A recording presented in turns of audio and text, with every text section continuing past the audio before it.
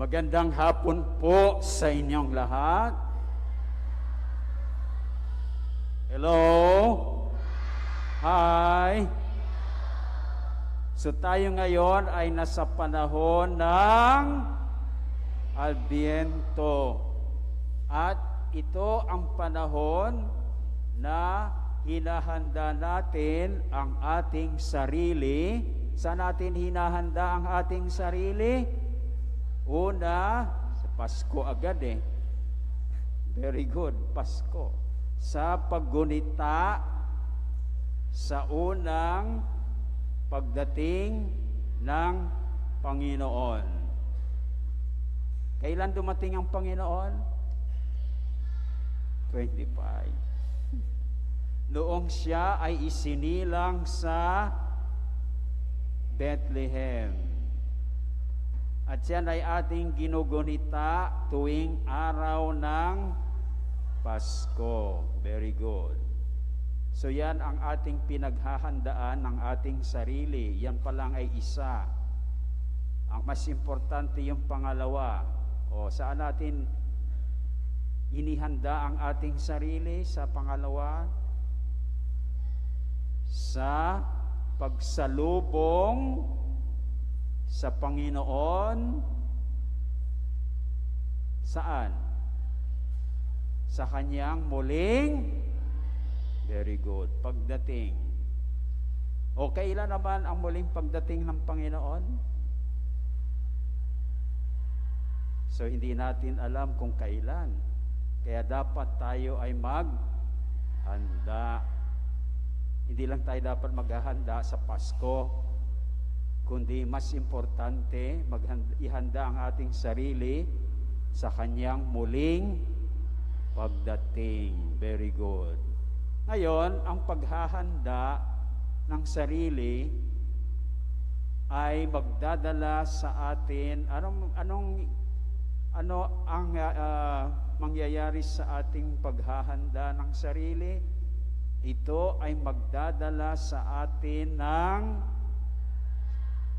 alin? Galak? Hindi. Galak agad eh. Ng sakripisyo at penitensya. Tama ba ako? Gaya halimbawa, malapit na o magsisimula na pala ang simbang gabi. O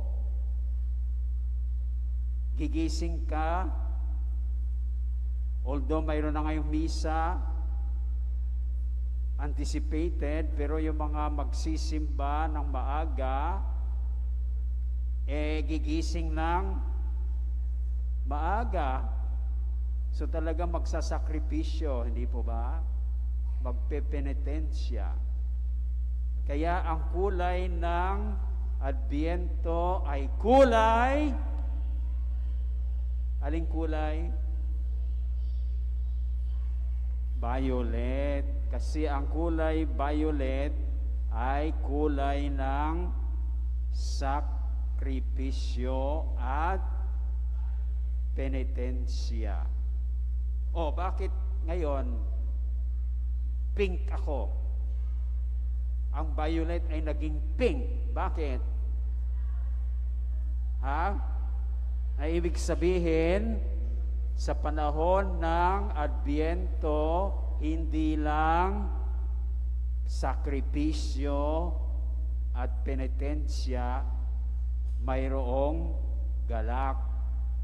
Kaya kung tayo ay nagsasakripisyo, nagpepenitensya, dahil sa bandang huli, tayo ay magkakaroon ng kagalakan. Kaya ang kulay ngayon ay pink, kulay ng kagalakan. Kaya ang isa sa mga aral na nais iparating sa atin na mga pagbasa ngayong, ano ngayon? Ikatlong linggo ng Adbyento, ano yung aral? May galak sa panahon ng Adbyento. So, kaugnay nito, may dalawang tanong tayong dapat sasagutin. Bakit?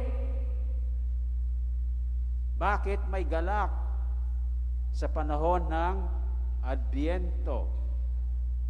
At pangalawa, paano tayo magkaroon ng galak sa panahon ng Adbyento? Maliwanag?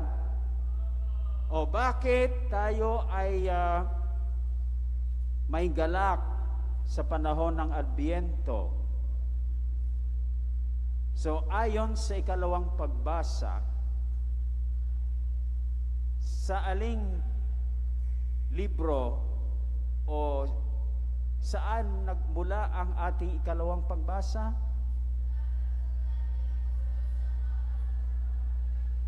Very good. So, sa sulat ni San Pablo sa mga taga Filipos. So, nakalagay ba dyan kung bakit may galak sa panahon ng Adbyento? May nasasabi dyan, magalak kayong lagi sa Panginoon. Tama ba ako? Inuulit ko, magalak kayo. Bakit? Malapit nang dumating ang Panginoon. So yan, sa panahon ng Adbyento, tayo ay naghahantay sa pagdating ng Panginoon. Kaya sinasabi diyan, nag-aantay kayo, inaantay ninyo, darating si Lord, maggalak kayo. Inuulit ko, maggalak kayo. Dahil malapit nang dumating ang Panginoon. Ngayon, tayo mga Pilipino, simula pa lang ng nagagalak na tayo. Di ba? September pa lang. Nagbibilang na tayo kung ilang araw ilang araw na lang at Pasko na.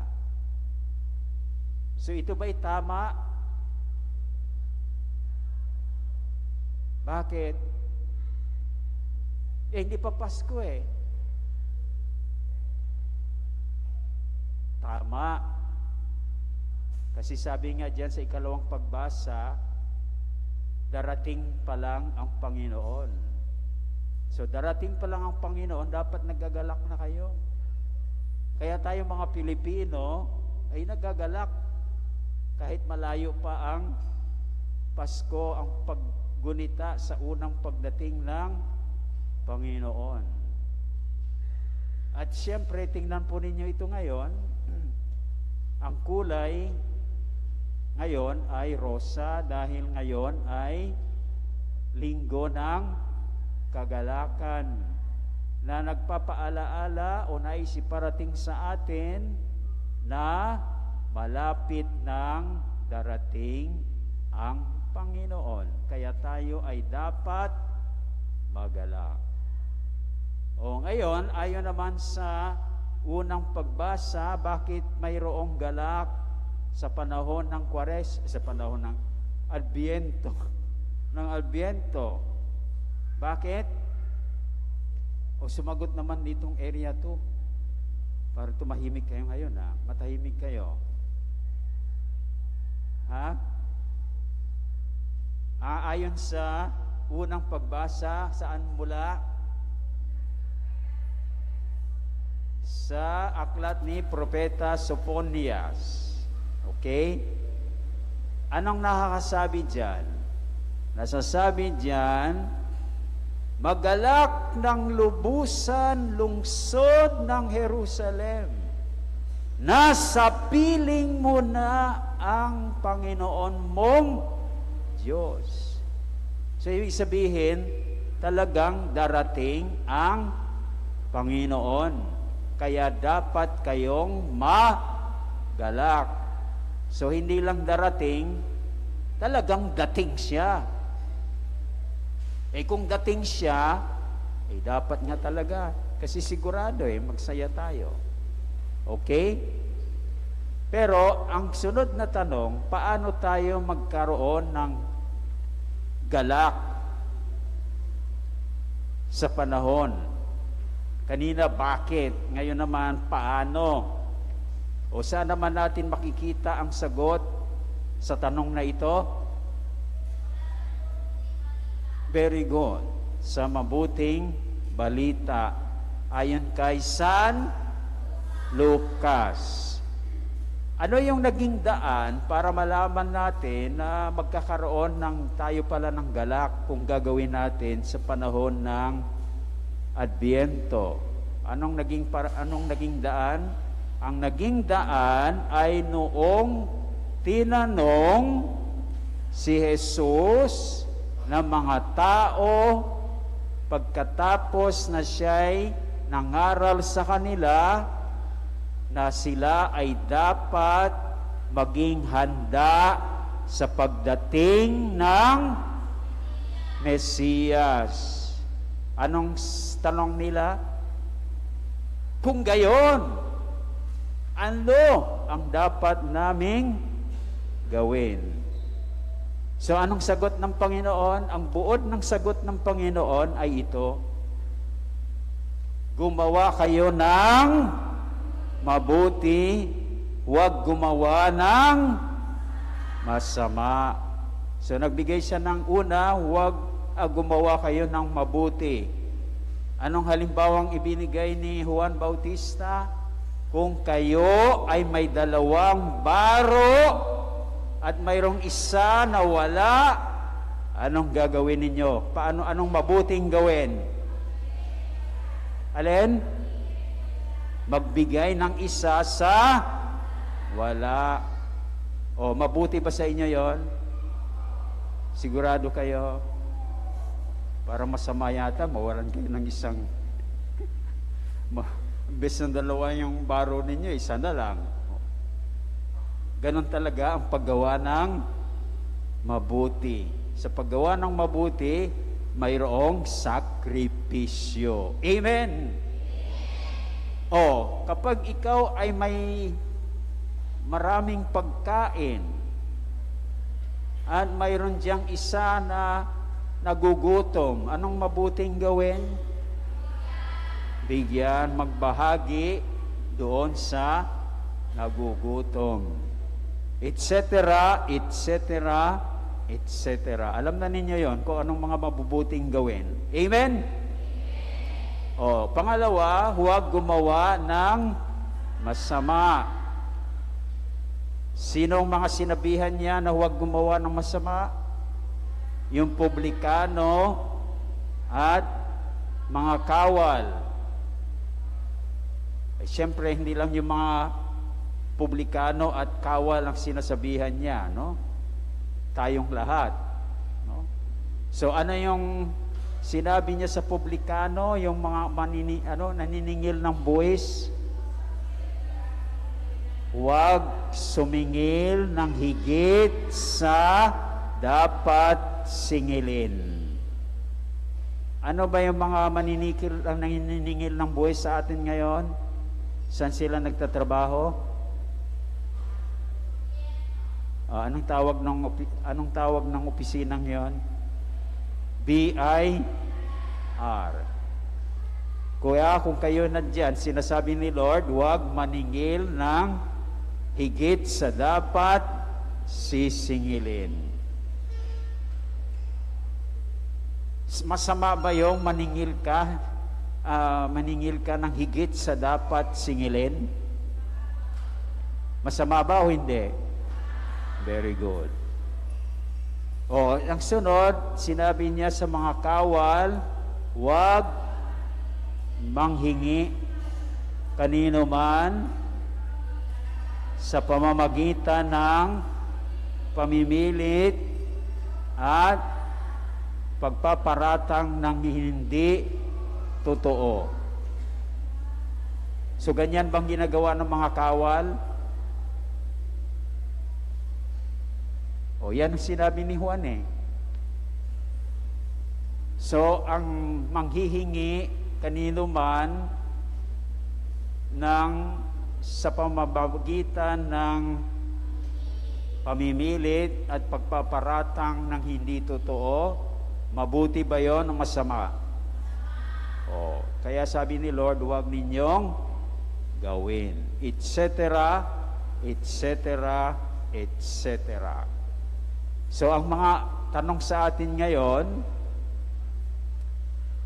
lagi ba nating ginagawa ang mabuti? Amen ba? Lagi ba nating hindi ginagawa ang masama? Amen ba? So kung gayon, anong mangyayari? Mayroong galak sa panahon ng Adbyento para sa atin. Mayroong rosas sa ating violeta. Mayroong galak sa ating sakripisyo at penitensya. Amen?